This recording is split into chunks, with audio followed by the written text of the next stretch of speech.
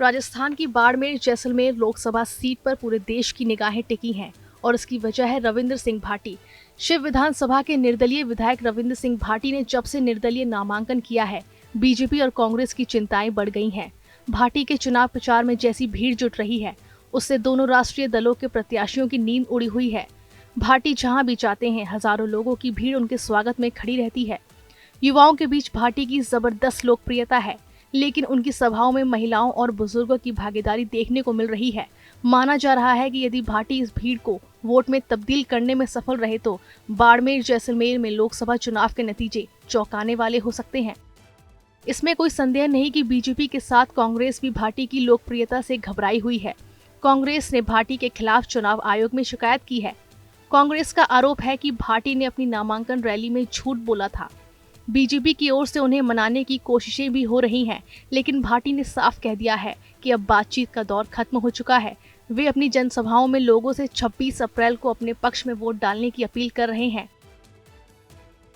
चलो वो काम तो बहुत बढ़िया तरीके से कर ली, पर हमें जिम्मेदारी आप समाज है कि आने वाली 26 तारीख को आप सब आपको काम पूरे तरीके में करो तो तैयार हो। 26 तारीख का लौटा रहा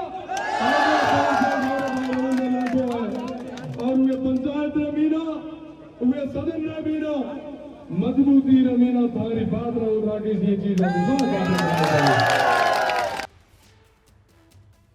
भाटी अपने भाषणों में स्थानीय मुद्दों पर जोर देते हैं। वे युवाओं के लिए रोजगार के मौके और बाड़मेर के औद्योगिक विकास की बात करते हैं।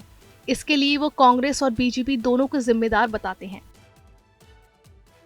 वे रिफाइनरी रमीना जेद मेरा इतना लाखा लोगों ना रोजगार मिल सकतो ते हमारी बात ना उठाता ना हुई राज रमीना लार 5 साल रमीना आता नहीं तेरा आदमी थारे राज यार मोटियारा ना की दिनो या मेरा मोटियारा ना या युवाओं ना आज भी वो दर दर ठोकरा खाए पड़ा, आज भी यारो हक मारी जे पड़ो कि कूड़ बात करे यहाँ माता।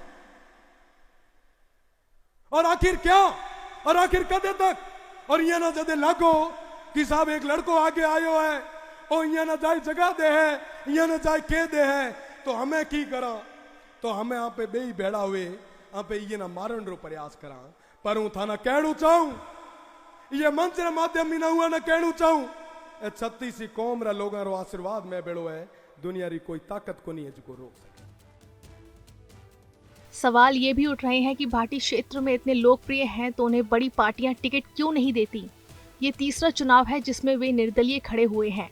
इससे पहले छात्र संघ और विधानसभा का चुनाव वो निर्दलीय जीत चुके हैं। इस बार भी बीजेपी से टिकट पाने की कोशिश में लगे थे, लेकिन आरएसएस के विरोध के चलते उन्हें टिकट नहीं मिल पाया। जानकारी के मुताबिक आरएसएस भाटी के आक्रामक रवैये को पसंद नहीं करता। इस बारे में पूछे जाने पर भाटी इतना ही कहते हैं कि संघर्ष करके कामयाबी हासिल करने का अलग ही मजा है। देखो था कहो कि हर बार निर्दलीय क्या लड़नू पड़े। मैंने भी यही बहमत हूँ भी एक महाराज जी को डिग्यू उन्होंने मैं हाथ बतायो मैं महाराज जी मेरा संघर्ष पाती आयो है। तीसरो चुनाव है जो निर्दलीय लड़ा मारे है कि जोग में को तो रो तो के थारे संघर्ष मोटो पाती आ है पर जीत हुए में मोटी पाती आ है। तो जदे कदे भी इतना संघर्ष पाते आया तो तू यहाँ मत सोचे कि भैया स्थितियां खराब है, तू डटर मुकाबलो करे। भगवान ऊपर आलो वो जो मालिक है वो थारो परीक्षा ले पड़ो और वो परीक्षा रे महीना पूरे तरीके में समर्पित लागे तो निश्चित रूप से मिला जी। बाड़मेर जैसलमेर सीट पर बीजेपी ने केंद्रीय कृषि मंत्री कैलाश चौधरी और कांग्रेस ने उम्मेद राम बेनीवाल को उम्मीदवार बनाया है। इस सीट पर राजपूतों के करीब 3 लाख वोट हैं जो निर्णायक साबित होते हैं। राजपूत समुदाय के वोट आमतौर पर बीजेपी के पक्ष में जाते हैं, लेकिन रविंद्र सिंह भाटी की मौजूदगी इसमें सेंध लगा सकती है। इसका फायदा कांग्रेस को मिल सकता है, लेकिन जिस तरह की भीड़ भाटी की सभाओं में जुट रही है उसे देखकर यही लगता है कि कांग्रेस और बीजेपी दोनों के लिए भाटी के विजय रथ को रोकना मुश्किल हो सकता है। चुनाव आज तक।